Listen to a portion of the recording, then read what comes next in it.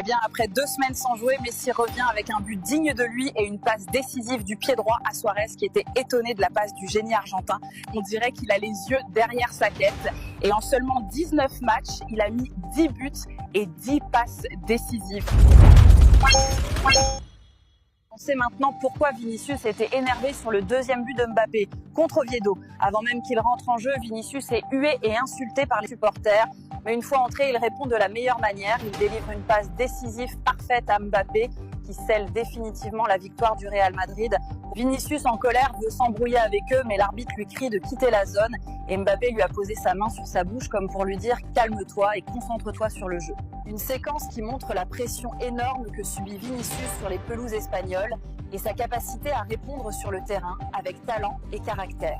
Eh bien, le Barcelone prépare une offre de 100 millions d'euros puisque Lewandowski, actuellement blessé, n'a pas encore parti Liga, qui sera sa dernière saison.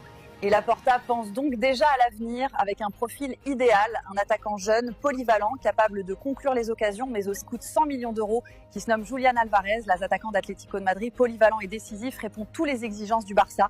Eh bien, Ford a vécu un début difficile lors de son premier match avec Barcelone, titulaire contre Levante hier. Il a été remplacé à la mi-temps alors que le Barça était mené 2-0. Cette décision a suscité des critiques de la presse, certains l'accusant d'apporter une mentalité perdante et d'autres ont même suggéré que son passage au club pourrait être une erreur. L'entraîneur Hansi Flick lui a justifié ce changement, soulignant que Rashford avait montré du potentiel en première période, mais que l'équipe avait besoin de plus de dynamisme.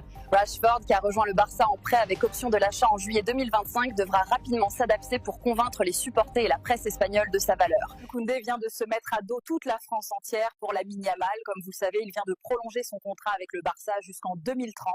Et juste après sa signature, on lui a demandé entre Lamine Yamal et Dembélé qui mérite vraiment le Ballon d'Or. Eh bien, Koundé n'a pas hésité et a répondu que je pense que Lamine mérite le Ballon d'Or, mais je sais que Dembélé a fait une bonne saison, mais comme vous me le demandez, je serai du côté de Lamine Yamal. Selon les informations qui ont fuité, le contrat de mariage de Cristiano et Georgina prévoit des clauses incroyables. En cas de divorce, Georgina bénéficierait d'une pension à vie de plus de 114 000 $ par mois.